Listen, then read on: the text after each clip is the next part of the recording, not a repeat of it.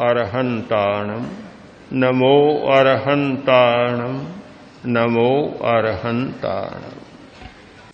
मैं मानता हूं कि शरीर अपवित्र और अशुचि है, और इस बात को भी मानता हूं कि शरीर को कष्ट भी होता है।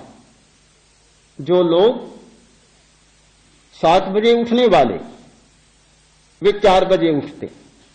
एक भाई ने बताया कि और कोई लाभ हुआ या नहीं हुआ वह तो बाद में बताऊंगा, पहला लाभ तो यह हुआ कि 7 बजे उठने वाला था, 4 बजे उठता हूं, 3 घंटा अधिक जागता हूं, यह लाभ तो साफ साफ। 4 बजे उठना, फिर ध्यान करना, घंटा तक बैठना। आज ही एक बहन ने कहा कि 4 बार ध्यान बहुत होता है पहले शिविर में नया नया साधक आता है, 4 बार ध्यान तो बहुत ज्यादा होता है, कुछ कम हो तो कहा न हो तो और अच्छा है, फिर क्या जरूरत है, सबसे अच्छा न हो तो। जो जितना होने का होता है उतना होता है, तभी बात बनती है, और उतना नहीं किया जाता तो फिर तो न करना ही अच्छा है। आसन किए जाते, शरीर दुखने लगता है, 1 घंटा एक आसन में बैठना, कमर में दर्द, गर्दन में दर्द, हड्डी हड्डी में दर्द होने लगता है, पंखे बिल्कुल बंद, और पंखे बंद, दर्द से गर्मी, दर्द होने लगता है। तो क्या ये शरीर को सताना नहीं है? बहुत भाई शिकायत लेकर आते हैं कि बड़ा दर्द हो रहा है, क्यों हो रहा है? मैं कहता हूं स्नायुओं को अभ्यास नहीं है। तुम छेड़छाड़ कर रहे हो तो वे भी तो अपनी प्रतिक्रिया जताएंगे। कोई भी छेड़छाड़ करे और सामने वाला प्रतिक्रिया न करे तब तो फिर शरीर वीतराग हो जाएगा। तुम छेड़छाड़ करो और शरीर अपनी प्रतिक्रिया न जताइए, कैसे संभव हो सकता है? या तो उनको जैसे है वैसे रहने दो, जो पड़ा है वैसे रहने दो, फिर कोई बात नहीं। दवा लेते हो तो रिएक्शन हो जाता है, बीमारी से छेड़छाड़ मत करो, जैसे पड़ी है पड़ी रहने दो, तो कोई रिएक्शन नहीं होगा, प्रतिक्रिया नहीं होगी। दवा ली और प्रतिक्रिया होती है, कई बार तो इतनी भयंकर प्रतिक्रिया होती है कि दवा लेने वाला घबरा जाता है, देने वाला भी घबरा जाता है कि क्या हो गया। सताना तो है, एक अर्थ में तो सारी बातें ठीक लगती, स्थूल बुद्धि के सामने सब कुछ ठीक है, इसलिए उसे स्वीकार कर लेना चाहिए। क्योंकि जो स्थूल बुद्धि वाला होता है वह हमेशा स्थूल बात को पकड़ता है, गहराई तक नहीं जाता। मालिक ने कहा, नौकर तुम बड़े गधे हो। नौकर बोला, मालिक बड़े तो आप हैं, मैं तो छोटा हूं। बात को पकड़ ही नहीं सका।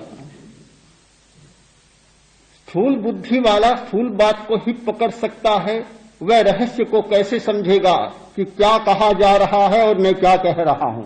कुछ समझ में ही नहीं आता। हाँ, बड़े तो आप हैं, मैं तो छोटा हूं।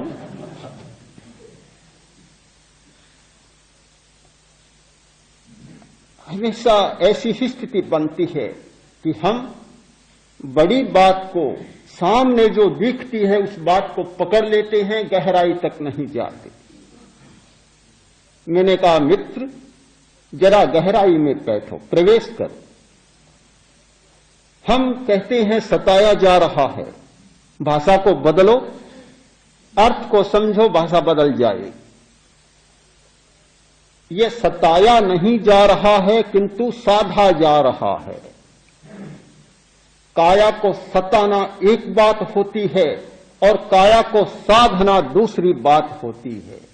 यह सताया नहीं जा रहा है, शुद्धि की जा रही है, काय शुद्धि, शरीर की शुद्धि की जा रही है। जब तक शरीर की शुद्धि नहीं होगी, शरीर में जमे हुए मेल दूर नहीं होंगे तब तक प्रकाश नहीं होगा।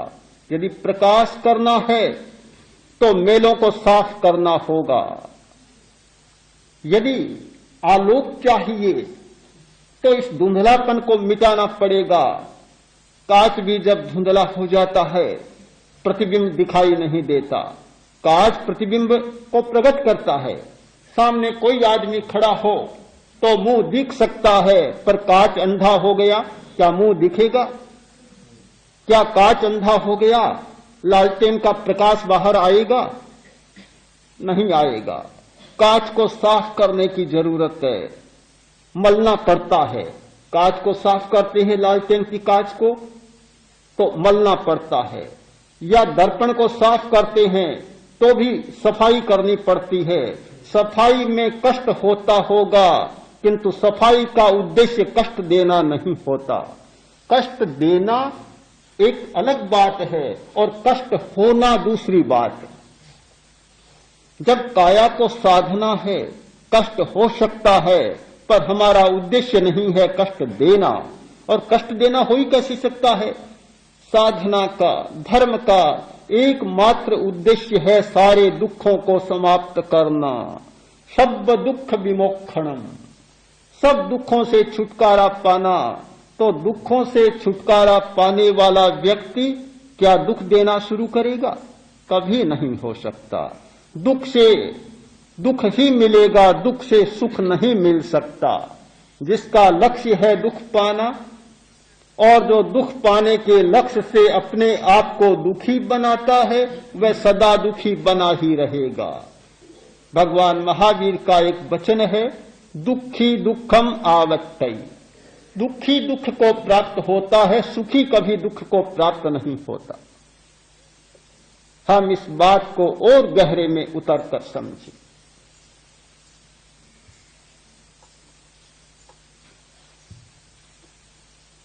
काया को सिद्ध करने के लिए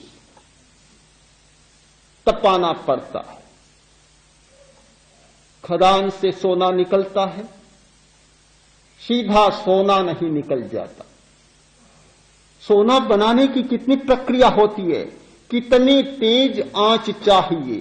हमने देखा कोलार में कि जहां सोने को पिघलाया जा रहा है, इतनी तेज अग्नि है कि आदमी सहन ही नहीं कर सकता। और सोना जब निकलता है इतना गर्म होता है कि अगर छू जाए तो बस खैर नहीं है। इतनी तेज आंच सहता है, इसलिए मिट्टी में से चमकता हुआ पीला सोना बाहर निकल जाता है। सोना कहे, मुझे ये सताने वाली बात छोड़ो, सताओ मत। क्या सोना बनेगा? सोना मिट्टी ही बना रहेगा। अगर सोने को सोना बनना है, सोने के रूप में, चमकते पीले रूप में प्रकट होना है, तो तेज आंच को सहना ही पड़ेगा।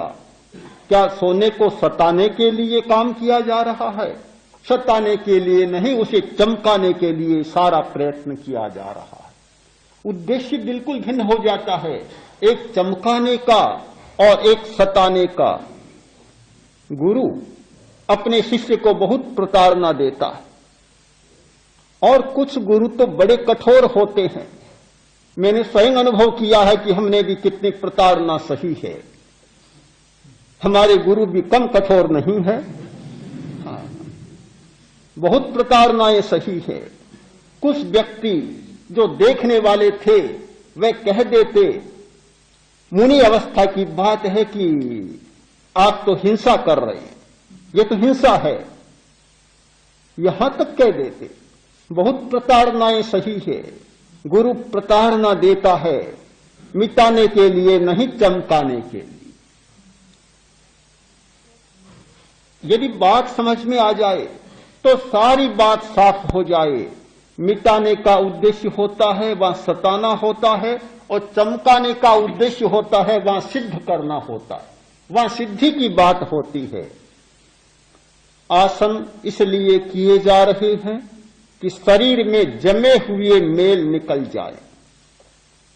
भाई कहता है कि श्वास लेता हूं, आगे जाता ही नहीं, फेफड़े तक ही पूरा नहीं पहुंचता है। पेट इतना बढ़ा रखा है, चर्बी इतनी बढ़ा रखी, जाए तो भी कहां से जाए? इतने दोष जमा हुए हैं, कहां से जाए? इतना कार्बन डाइऑक्साइड, इतने दूषित गैसें, इतने मल जमा किए हुए हैं। अगर किसी वैद्य को चिकित्सा भी करनी पड़े तो कई दिन जुलाब देना पड़े, विरेचन देना पड़े, तब जाकर कहीं पेट की सफाई हो। और पेट की सफाई हो जाए, एक चिकित्सक की दृष्टि से फेफड़ा, पेट, नाड़ी संस्थान साफ भी हो जाए, अवरोध मिट जाए, तो भी साधक की दृष्टि से बस नहीं है। साधक को तो फिर और सफाई करनी पड़ेगी।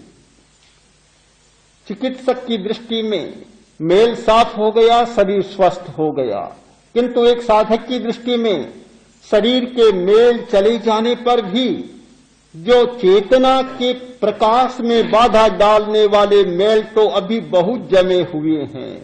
उन मेलों की सफाई के लिए भारी मात्रा में विरेचन देने की जरूरत होगी। वह विरेचन है आसन, प्राणायाम, व्यायाम आदि आदि।